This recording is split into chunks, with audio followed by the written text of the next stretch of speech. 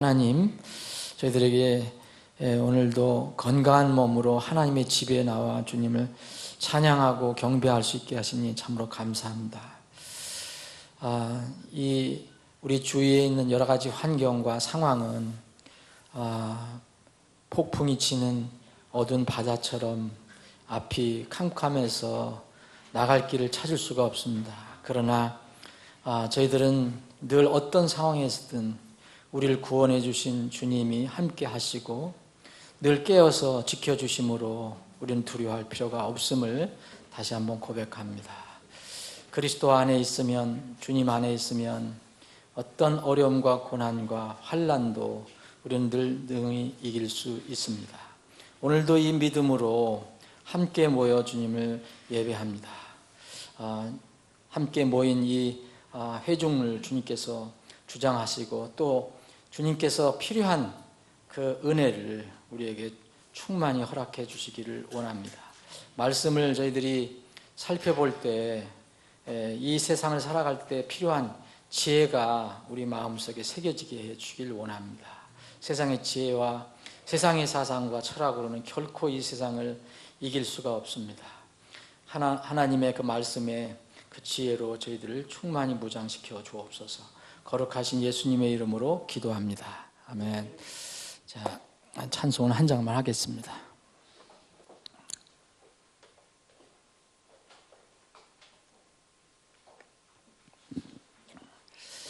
자, 지금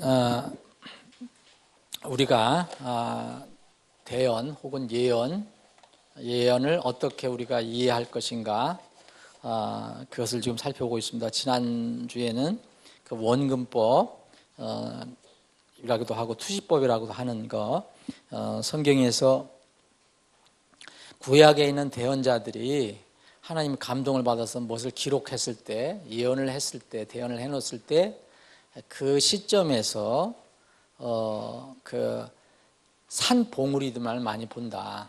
그 봉우리와 봉우리 사이에 있는 여러 가지 사건들은 때로는 그것을 예언하지 않는다. 그래서 그 점점 이제 예언이 더 구체적으로 나가게 되는데, 예를 들어서 이사야 대언자가 이렇게 대언했을 때 이스라엘이 회복되는 거와 동시에 하나님의 심판이 한 줄에 한 절에 나타나 있는데, 점점 시간이 흘러가 보면 그것이 큰 봉우리만 본 것이다. 그때는 그런 상황밖에 안 되겠죠. 봉우리와 봉우리 사이에 여러 가지 사건이 일어나는 것은 대언자는 기록을 하지 않았다. 그래서 이런 원근법, 투시법이 있어야 된다. 그래서 한 절에도 성경 한 절에도 수천 년이 지날 수도 있고 천 년이 지날 수도 있고 그렇다는 것을 우리가 살펴봤습니다. 그리고 이중 성취가 있다는 거, 이스라엘에 대한 성취가 있는가 하면 또 전 세계에 관한 성취가 있다. 그래서 이 구약에 있는 그 마지막 때에 관한 대언을 한 그 대언자들이 그때 당시에 이스라엘에 대한 그 마지막을 예언했지만, 동시에 그것은 놀랍게도 마지막 이 세상 전체에 대한 그 종말과 연결이 되어 있다는 것을 우리가 살펴봤습니다. 그래서 이걸 이중 성취라고 얘기했습니다. 그 구체적인 내용은 여러분들이 지난주에 자료를 살펴보시면 될 것 같고요. 그러면 오늘은 이제 그 여러 가지 그 방법을 마무리하면서 오늘 정리를 할 게 있습니다. 자, 그러면 우리가 이제 예언을 포함해서 이 성경을 우리가 해석할 때 주의할 점이 뭐냐, 세 가지만 우선 보겠습니다. 세 가지. 우리가 생각하기에 성경은 우리가 원하는 대로 다 내 마음대로 아주 만족스럽게 그것이 해석이 되어 있지는 않습니다. 기록이 되어 있지는 않아요. 그래서 성경의 저자는 하나님이시기 때문에 창세기에서부터 요한계시록까지 66권의 저자는 하나님이십니다. 성령 하나님이세요. 물론 필자는 그때마다 사람들을 하나님께서 쓰셔서 쓰게 하셨지만 결국 그 사람이 자기 마음대로 쓴 게 아니라 하나님의 감화 감동을 받아서 영감으로 쓰여졌기 때문에 저자는 한 분이십니다. 그래서 많은 분들이 성경의 저자, 그 이사야서는 저자가 이사야라고 그러는데 저는 개인적으로 그거는 이렇게 동의하지 않고요. 사람은 필자라고 하는 게 혹은 기록자라 하는 게 맞을 것이다. 그래서 이 필자나 기록자들이 기록한 것이 서로 상충되는 것 같지만 결국은 하나님이 쓰게 하신 거니까 이것은 성경은 상충되지 않는다는 걸 전제를 달고 있어야 됩니다. 그래서 어떤 구절에 보면 어떤 그 대언한 내용이나 대언자들끼리 서로 다른 것처럼 보이는 구절이 있을 수 있고요. 또 구약이나 신약에서 서로 다른 의미가 있는 것처럼 보일 때가 있어요. 그래서 이거를 오늘 우리가 공부할 때는 이렇게 얘기할 수 있습니다. 모호한 구절과 명확한 구절이 있다. 이렇게 보일 때 그러면 우리가 이런 두 구절이 나올 때에 모호한 구절을 해석을 해야 되는데 어떻게 해석을 해야 될 거냐? 그거는 명확한 구절을 근거로 해서 해석을 해야 된다. 자, 명확한 구절이 있고 모호한 구절이 있는데 모호한 구절로 명확한 구절을 해석하면 위험하다 이거예요. 자, 명확한 구절을 가지고 모호한 구절을 해석하는 것이 안전한 겁니다. 자, 모호한 거, 이건 이럴 것도 같고 저럴 것도 같다 이런 것을 가지고 명확한 구절을 해석하는 것은 위험한 일이 될 수가 있다. 예를 들어서 이 사도행전 2장에 보면 한번 보겠습니다. 이건 한번 실예예요. 여러분들이 이런 것을 어떻게 이해를 해야 될 것이냐. 사도행전 2장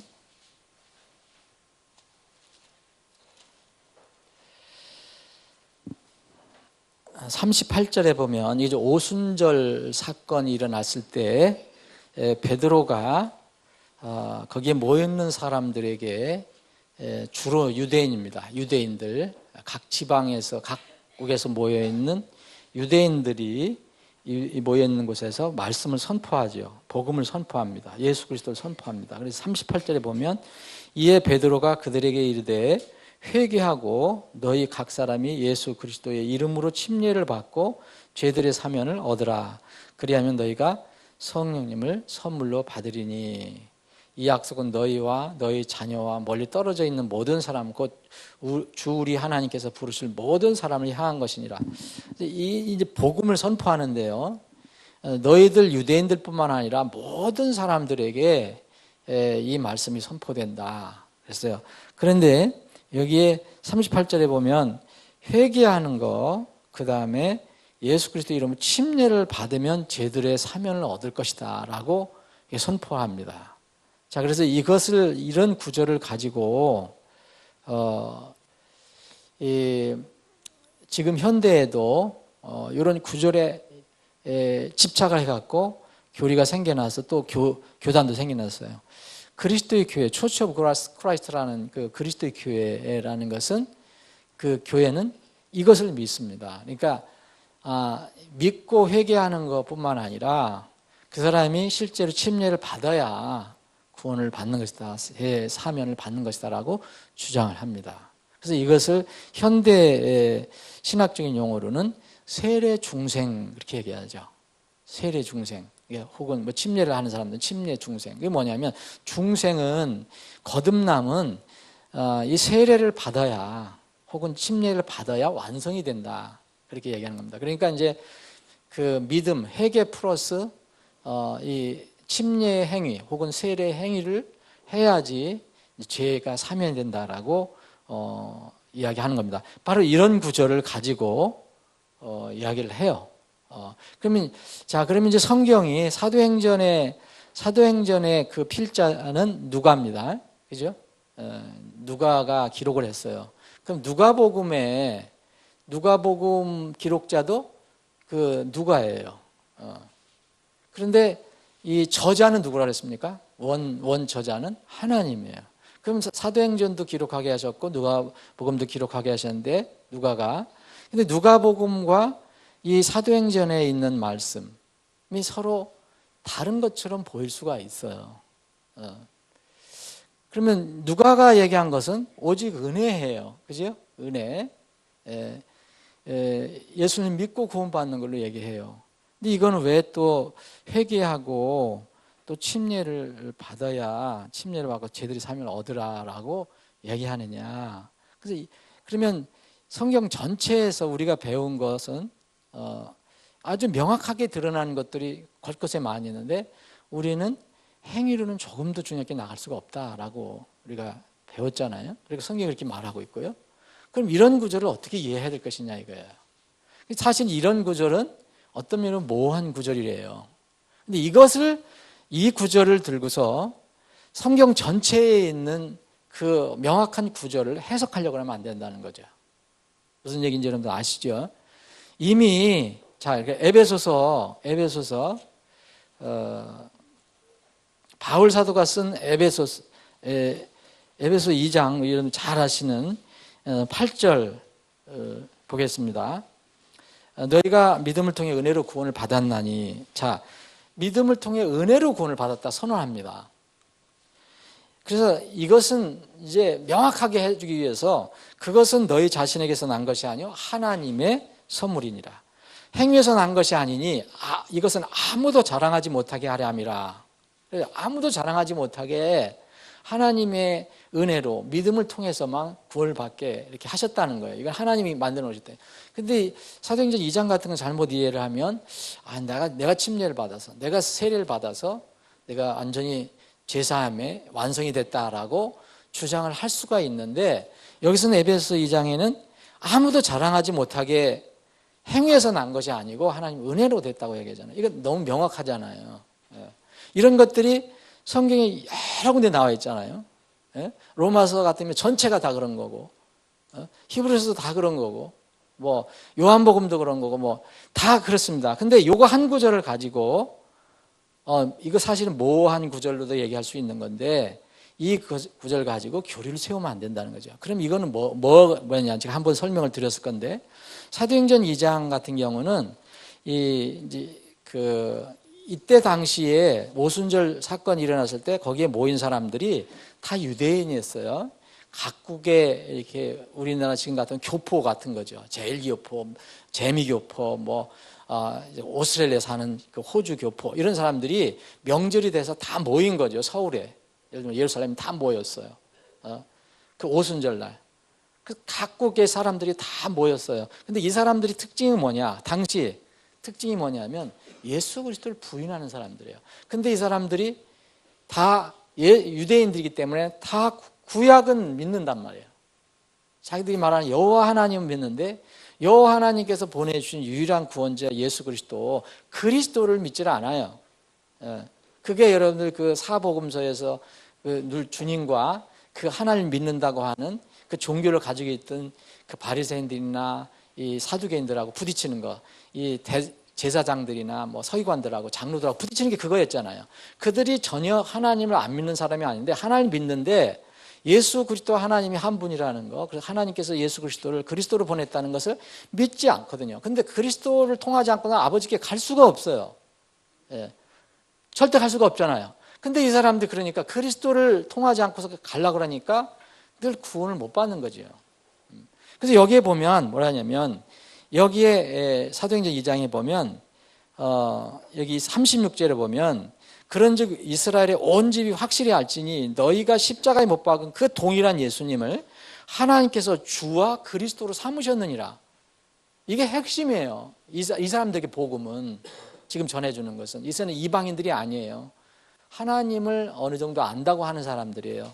이 사람들에게 그 마지막 핵심을 터뜨려 줘야 되는데 이 사람들은 예수 그리스도를 안 믿었기 때문에 예수 그리스도를 중점적으로 한 게 그리스도다 이분이. 그랬더니 이들이 이제 마음에 찔림을 받았잖아요. 그럼 어떻게 할까? 이렇게 질문하잖아요. 어떻게 하면 좋겠습니까? 형제들아 우리가 어찌 하면 좋겠냐? 그러더니 베드로가 회개하고 너희 각 사람 예수 그리스도 이름으로 침례를 받으라. 그래야 죄들이 사면한다. 이게 뭐냐면 이들이 예수 그리스도를 믿지 않기 때문에 이들은 아무리 하나님을 따른다 하더라도 구원받지 못한 상태에 있었단 말이에요. 그러니까 이들이 가장 중요한 게 뭐냐? 예수 그리스도를 믿는 것이다. 그래서 너희들이 예수 그리스도를 정말 회개했다면 예수 그리스도의 이름으로 침례를 받으라는 거예요. 그분과 너희들이 하나가 됐다는 거. 그분을 너희가 믿는다는 걸. 뭐로 다 간증하겠습니까, 여러분? 이때 당시에 침례를 간증한 거예요. 그래서 침례를 받으라고 얘기한 거예요. 침례를 받아야 제사하면 받는다는 게 아니라 진정으로 회개하면 제사를 받는 건데 이 사람들에게는 이게 필요했던 거죠. 그래서 예수 그리스도를 강조한 거예요. 그렇기 때문에 이렇게 얘기를 한 거예요. 근데 다른 데하고 이게 그럼 왜 틀리냐? 틀린 게 아니에요. 여러분들 그 은혜로 구원받은 사람이 진실로 은혜로 구원받았다고 고백한 사람 나중에 뭘 어떻게 합니까? 예수 그리스도로 침례를 받잖아요. 그렇지, 예수 그리스도가 나의 구원자라는 것을 고백을 합니다. 그런 과정이에요. 이건 교리로 세울 게 아니에요. 이걸 문자적으로. 이런 성경이 나온단 말입니다. 이런 것들이. 이럴 때 우리가 대언이든 예언이든 성경 기록을 해석할 때 명확한 구절을 모호한 한두 구절로다가 상처를 주거나 훼손을 하면 안 된다는 거예요. 그 명확한 구절은 변함없는 거예요. 한두 구절에 의해서 파괴되면 안 된다는 거예요. 자, 마가복음 16장도 한번 보세요. 이것도 비슷한 건데.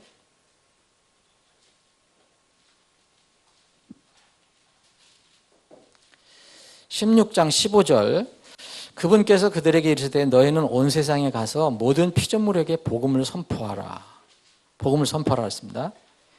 믿고 침례를 받는 자는 구원을 받으려니와 믿지 않는 자는 정죄를 받으려니와. 여기 똑같아요. 이 상황도. 이때 당시에 이 사람들은 이 표적을 많이 구했고 또 기본적으로 세상의 이방인들은 아무도 모르지만 이른바 유대인들이라면 다 하나님이라는 어떤 개념은 다 가지고 있어요. 그래서 여기서 믿는다는 게 뭐냐? 이것은 너희들이 침례, 곧 내가 그리스도와 함께 죽었고 살아났다는 것을 드러낼 필요가 있다. 그래서 믿고 침례를 받는 구원을 받으려니와 그랬어요. 근데 이거만 딱 자르면 믿고 침례를 받는 자는 구원을 받으냐 그러면 구원은 믿고 침례를 받아야 구원이 이루어지는구나 이렇게 생각할 수 있거든요. 그래서 침례 중생이 나온 거예요. 세례 중생이 나왔어요. 세례를 안 받으면 구원을 끝내 못 받는다. 그래서 이 로마 캐톨릭에서는 급하면 세례를 주는 거잖아요. 죽을 때 종부성사라고 그래갖고 죽을 때 거기에 신부를 초청해갖고 이렇게 세례를 주어요. 그러면 이제 천국에 간다고 얘기를 해요. 이건 거짓말이거든요. 자, 그럼 무슨 얘기냐? 믿는 게 필요한단 말이에요. 그러면 여기에 보면 이 앞에 있는 거 믿고 침례를 받는 자는 구원을 받으려니와 이것만 교리로 삼으면 안 돼요. 그 뒤에 보면 다 같은 말씀이에요. 믿지 않는 자는 정죄를 받으리라. 이거 뭐라고 했습니까? 그러면 이 말이 맞는다면 믿지 않고 침례를 받지 않는 자는 정죄를 받으리라 이렇게 이야기해야 되거든요. 근데 여기는 믿고 침례를 받는 게 뭐냐? 진정으로 믿는 것을 보여라. 이런 얘기죠. 당연히 믿는 사람은 그때 당시 다 침례자 요한이 다 침례를 받으라 했잖아요. 근데 어떤 사람은 마음의 회개도 없이 진실한 마음도 없이 다 받으러 왔어요. 왜냐하면 의식적으로 그 물속에 들어가서 한번 요한이 손 얹어주면은 나도 구원을 받는 거 아니냐. 그런데 그 침례자 요한은 그런 사람들 보고 아주 준엄하게 꾸짖었어요. 침례자 요한은 알잖아요. 그래서 오는 사람들이 어떤 사람인지. 그래서 침례자 요한은 뭐라 하냐면은 거듭나지도 않고 형식적으로만 의식적으로만 받으려고 오는 사람들 보고 이 독사의 자식들아 그렇게 얘기했어요. 독사의 세대들아 그렇게 얘기했어요. 이게 무서운 말이잖아요. 그러면서 뭐라고 얘기했냐면 너희들이 그렇게 해서 무슨 형식적으로 그렇게 한다고 경고 앞으로 오는 그 심판을 피할 수 있겠느냐? 누가 하나님이 진노를 피할 수 못 피한다 이거예요. 회개에 합당한 열매를 맺어라 그랬거든요. 니들이 얘기한다는 회개했다면은 진정한 회개를 했다면 그 열매를 맺어라 그러는데 여기 이게 마태복음 3장에 그 요르단에서 침례를 줄 때 침례자 요한이 그 침례를 받으러 온 바리새인들과 사두개인들에게 준엄하게 얘기했던 거예요. 열매를 내놔라. 그래서 우리가 침례를 할 때는 반드시 진실한 신앙 고백을 할 때 주잖아요. 그럼 여기서 무슨 말이냐? 형식적으로 믿는 게 아니라 진실로 믿어야 한다. 그것을 강조합니다. 그러니까 그 믿음의 교리는, 구원의 교리는 변하잖아요. 믿음은 하나님의 은혜로 내가 믿음을 통하여 구원을 받는 겁니다. 여기는 행위는 0.1% 들어가면 안 돼요. 그러면 내 자랑이 되거든요. 아, 나 침례받아서 구원받았어. 그렇죠?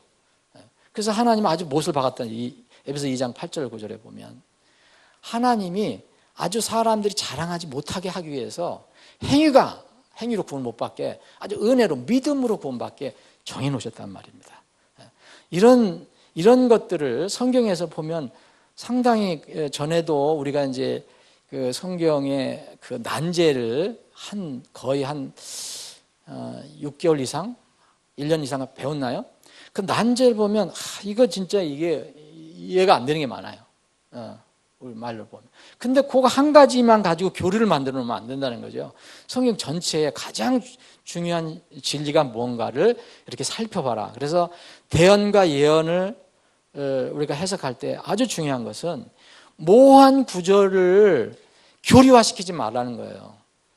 똑같은 저자께서 어떻게 얘기하셨는가를 우리가 살펴봐야 합니다. 두 번째는 이 개인 성경 연구를 해야 되잖아요. 성경을 공부해라 그랬잖아요. 연구하라 했잖아요. 성경 기록을 이제 탐구하라고 얘기했어요.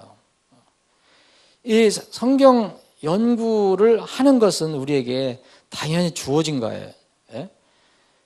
그런데 이 성경 연구를 하되 이 성경을 공부하고 배우는 것은 지역교회 안에서의 자기의 그 위치를 생각하고 공부를 해야 된다. 이것은 무슨 얘기냐면 지역교회 하나님의 몸에, 주님의 몸에 사람들을 다 이렇게 붙여 놓으셨단 말이에요. 그래서 교회는 한 사람이 되는 게 아니라 두 사람이 모여갖고 하나님의 몸을, 주님의 몸을 이룬다 그랬잖아요. 그래서 이것은 이제 지역교회라고 합니다. 근데 지역교회를 위해서 하나님께서 세워놓으신 원리가 있어요. 두 사람 이상이 모이니까 거기에는 조직이 필요하고 질서가 필요하잖아요. 그래서 지역교회가 세워질 때. 그 보면은 이 초세기 교회, 예루살렘, 첫 교회가 예루살렘 교회인데, 예루살렘 교회는 뭐 예수님이 뭐 머리가 되셨으니까, 그리고 사도들이 있었고, 그런데 이제 예수님이 승천하시고 나서, 이제 모순절이 와서 성령이 강림해서 큰 능력을 임하셔서 교회가 점점 능력을 가지게 됐는데, 그 뒤로 교회에 사람들이 모였을 때 하나님이 서서히 보면 이 복음서를, 서신서를 보면 교회를 이렇게 조직하시는 걸 볼 수가 있어요. 그래서 이 교회에 사람들이 날 때 질서를 세우죠. 그 사도행전 5장, 사도행전 6장에 보면 문제가 생겼잖아요. 사도행전 5장, 사도행전 6장에. 그래서 또 집사라는 조직을 세우기 시작하잖아요. 이게 이제 교회 처음에 생기는 과정이에요. 이렇게 성장하는 과정. 그런데 이제 에베소 교회에 또 문제가 생겼어요. 그래서 에베소 교회는 뭘 했냐면 이런 것을 알려주죠. 각 교회에, 지역 교회에 내가 사도와 전도자와 또 목사와 교사를 세우겠다. 이 세우는 이유는 뭐냐? 그 교회의 몸을, 성도들을 튼튼하게 이렇게 세워가기 위해서.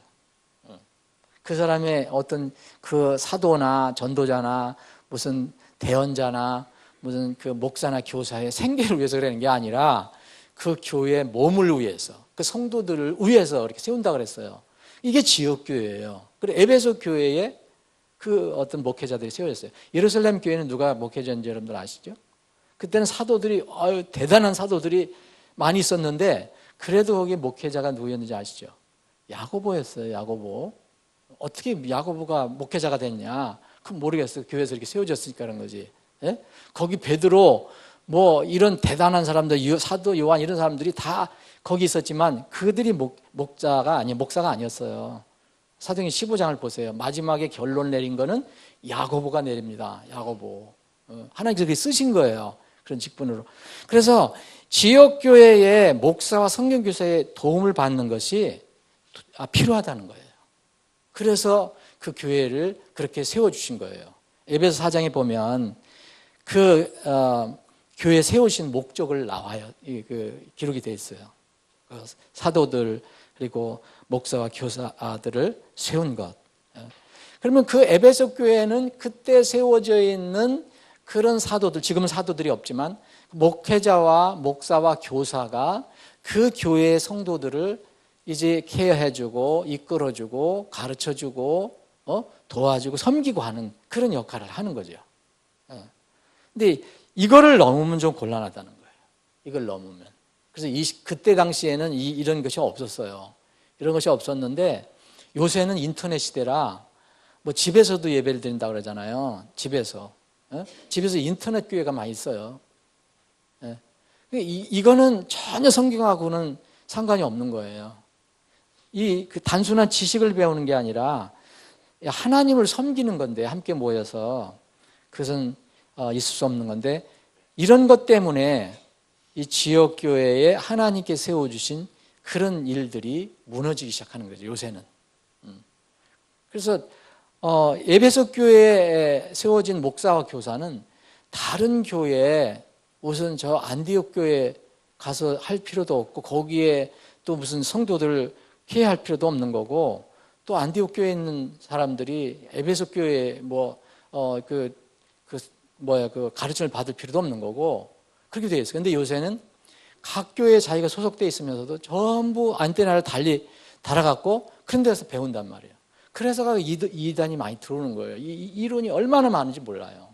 아주 기가 막히게 말 잘하고 뭐 아주 논리적으로 얘기하는. 근데 결국은 병들게 하거든요. 대부분 그래요. 그렇게 해서 나는 그 지역교회에 신실하지 않고 그런 거 안테나 달고 있는 사람들이 잘 된 걸 한 번도 못 봤어요. 개인적으로는. 전부 남은 영적으로 황폐해져 가요. 머리는 굉장히 큰데 그 삶을 보면 신앙생활이 아니에요. 그거 보면. 보통 지식은 가지고 있는 건 아니에요. 근데 잡다한 지식을 그렇게 많이 가지고 있어요. 그게 필요한 게 아니거든요. 교회에서는 지식으로 섬기는 게 아니거든요.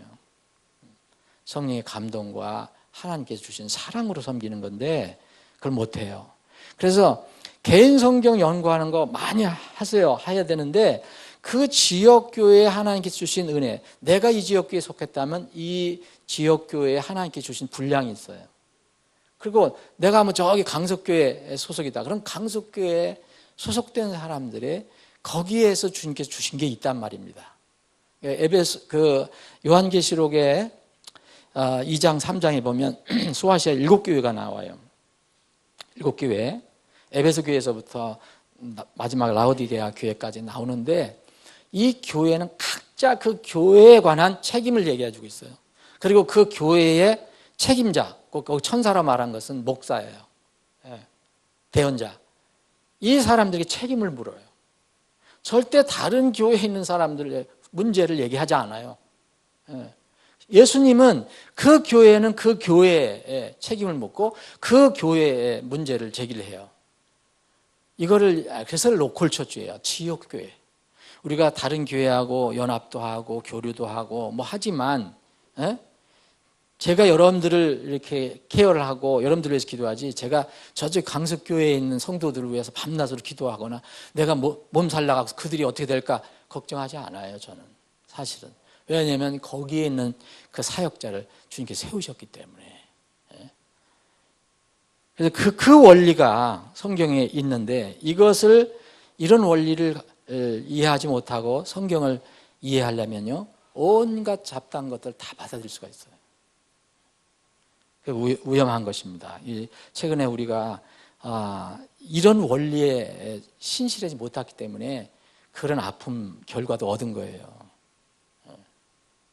여러분, 만약 세상에서 어떤 그 설교자나 목회자나 사역자의 세상적인 어떤 그 능력이나 배경이나 어떤 개인의 그런 어떤 것들을 비교해서 서열을 매겨서 이렇게 쭉 높은 사람부터 한다 그러면 아마 별 없을 거예요. 사람들이. 전 세계적으로 순을 매긴다면 그런 사람들한테 가야 되는데 하나님은 그렇게 하시지 않는다니까요. 야고보를 왜 예루살렘 교회 목회자를 세우셨는가, 감독을 세우셨는가? 여러분들 예루살렘 교회 감독이 그 야고보였다는 것을 모르시는 분들 많죠. 거기 그러면 베드로가 아니었나? 사도 요한 아니었나? 쟁쟁한 사람들이 있었는데 그게 아닙니다. 야고보를 세우셨어요. 이유는 저는 모르겠어요. 왜 그러셨는지. 이것이 각 교회에 주신 은혜예요. 이거를 모르면 그래서 하나님께서 허락하시는 그 분량을 믿고 받아들여야 된다는 거죠. 여기에 이제 오늘 오후에도 살펴볼 건데, 우리가 그 성경 말씀을 배우려고 애를 쓰고 욕심을 내는 건 좋은데, 그리스도 안에 있으면 우리가 사실 모든 것이 이루어진 거예요. 그리스도 안에 있다면, 분명히 내가 그리스도 안에 있다면 어떤 지식을 조금 덜 가지고 있거나 더 많이 가지고 있거나 다 똑같아요. 그리스도 안에 있기 때문에. 왜냐하면 내가 지식이 좀 부족하더라도 내가 드러나는 게 아니라 누가 하는 거야? 예수님이 나를 대신하신 거고, 또 내가 많이 지식을 가지고 있어도 내 지식을 드러난 것을 내가 드러내는 게 아니라 예수님이 나를 대신하시는 거예요. 그리스도 안에 있으면, 그래서 그리스도 안에는 모든 보물이 있다고 그랬어요. 근데 그리스도 밖을 자꾸 나가려고 하면 문제가 생기는 거예요. 그래서 이것을 분명히 이제 성경 연구를 하실 때, 혹시 여러분들이 공부를 하실 때, 교회 안에서 1차 해결을 해라는 거예요. 다른 지체하고, 다른 형제하고, 다른 자매하고 교제를 하든지, 아니면 성경교사 있으면 성경교사하고 물어보든지, 아니면 뭐 목회자 물어보든지, 이렇게 해서 거기서 해결이 되고, 그러면 그 목회자가 분명히 그런 목적을 하나님께 주셨는데, 그걸 만약 당장은 모를 수 있잖아요. 어떤 문제가 있으면. 그럼 그거를 알아서 하시오, 이렇게 하는 건 목회자가 아니죠. 그러면 그렇습니까? 그러면 그걸 제가 한번 살펴보겠습니다. 찾아보겠습니다. 저도 연구해 보겠습니다. 그래서 그 꼴을 준비해 갖고서 먹여줘야 되죠. 그 일을 이제 맡겨주신 겁니다. 그래서 첫 번째는 모호한 구절과 명확한 구절이 있을 때 이단들이 왜 생겼냐? 모호한 구절 가지고 붙들고 늘어지니까 이단이 생기는 거예요. 두 번째도 여기에 왜 지금 이 지역교회들이 몸살을 앓고 있느냐? 소위 인터넷 강사, 인터넷 목사들, 인터넷 설교자들이 너무 많기 때문에 그 교회 가장 좋은, 가장 필요한 형편을 넘어서 자기들 생각을 많이 주입을 시키기 때문에 결국은 헛된 신앙생활을 하게 되는 거죠. 헛된 신앙생활. 자, 세 번째, 이것도 굉장히 중요합니다. 이게 다 세 가지를 잘 못하면 여기서 이단이 많이 생길 수 있어요.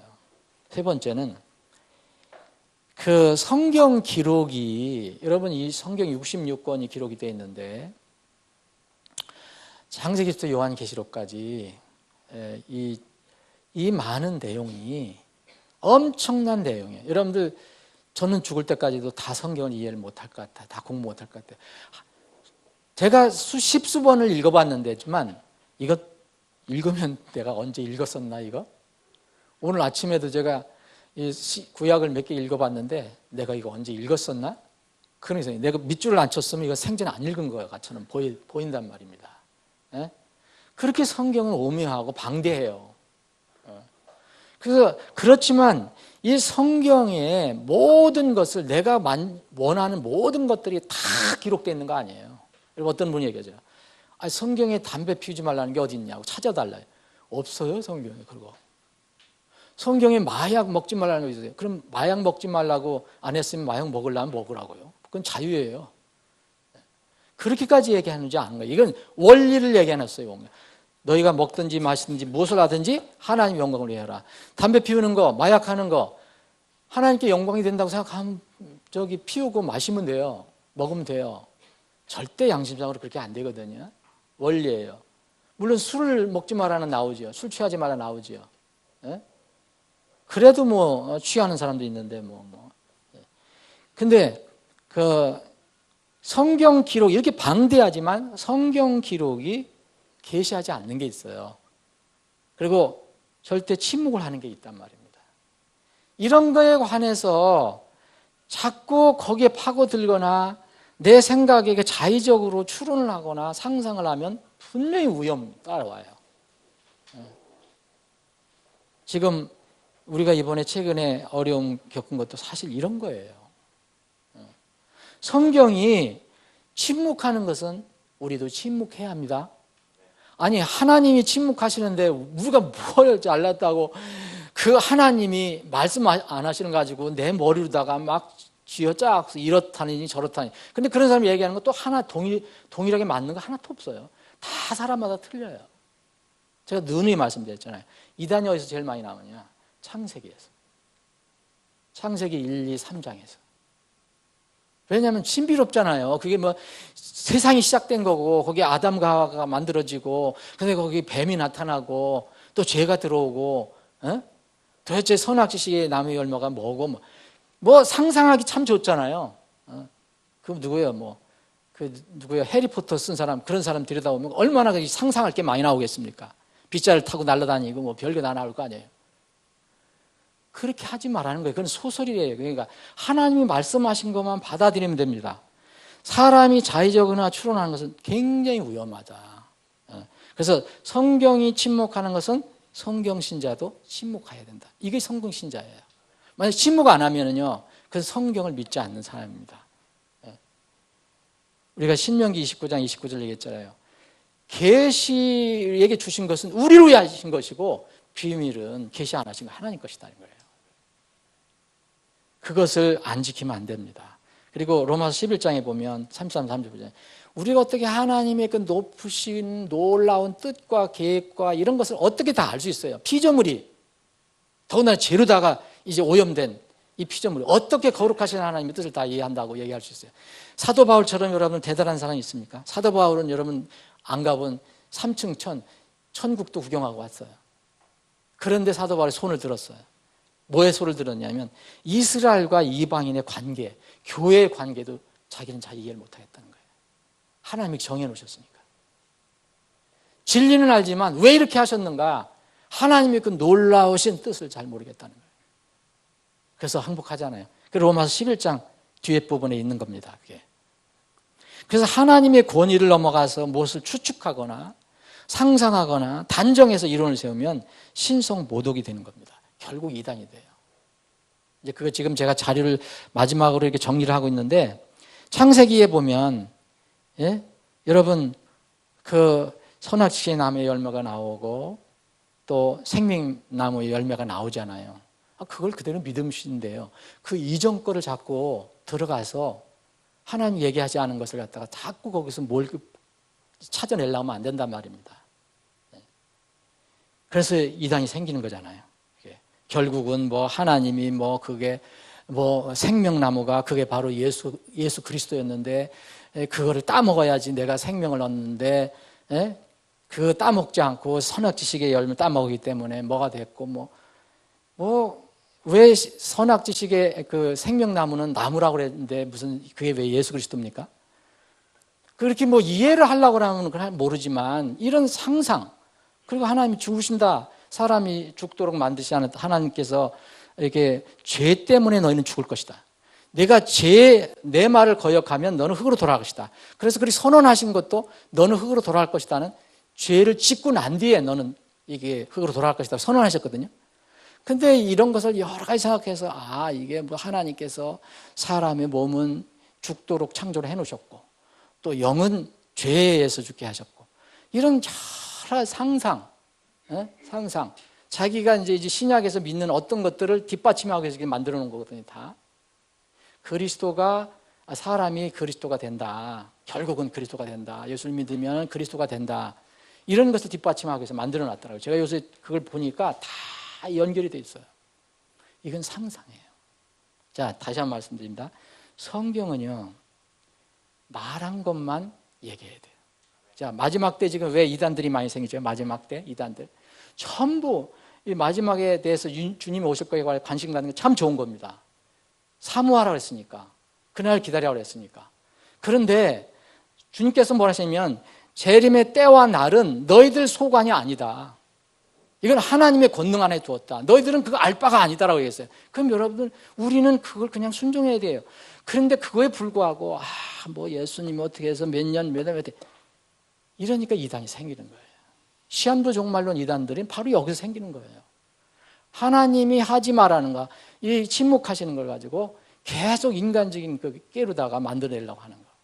그래서 오늘 중요한 이게 세 가지를 말씀드리고 한 시간을 보냈는데요. 그 시간을 보냈는데, 왜냐하면 중요한 겁니다. 그 성경을 포함해서 모든 예언을 우리가 이해할 때, 해석할 때 세 가지. 명확한 구절로 모호한 구절을 이해를 해야지, 모호한 구절을 가지고 명확한 어떤 진리를 무너뜨리려고 하면 안 된다. 그리고 성경 연구나 어떤 배우는 것은 일단 지역교회에서 해결해라. 그리고 거기에 교사를 세웠으니까 교사를 통해서 해결을 하고, 그 목회자에게 책임을 물어라. 그 목회자가 알아서 또 이렇게 뭐 필요한 것은 공급할 거고요. 그 마지막 세 번째는 성경이 침묵하는 것은 침묵하고 성경이 말하는 것은 열심히 말하라. 예. 그래서 그 복음을 열심히 말하는 거예요. 무슨 에덴 동산에서 뭐 뱀이 어떻고 뭐 죽도록 만들었고 이런 걸 선포하러 다니지 말고, 예수 그리스도께서 우리의 죄를 위해서 다 갚으시기 위해서 십자가에 돌아가시고 부셨다가 부활하셨다. 이것이 복음이다. 이것을 선포하러 다니라는 거예요. 그래서 수없이 많잖아요. 이런 세 가지를 꼭 이해를 하시면 도움이 되겠습니다. 다음에는 이제 좀 주제가 넘어갑니다. 성경 예언을 공부할 때 필요한 우리가 생경한 그런 용어가 있어요. 예언에 관련된 것들, 이런 것들을 우리가 살펴봅니다. 가지고 오십시오, 자료. 아버지 하나님, 오늘도 저희들이 믿음을 주셔서 모이게 하셨습니다. 주님, 우리에게 믿음을 주시고 우리가 실천하고 행동할 수 있게 하시니 감사합니다. 주님, 오늘 이후로 진행되는 모든 절차와 시간에 함께해 주시고 주님만 영광 받으시고 주님의 이름이 높여지고 우리는 주님께서 예배하신 은혜를 충만히 누리는 시간, 절차들이 되게 해 주옵소서. 거룩하신 예수님의 이름으로 기도합니다. 아멘.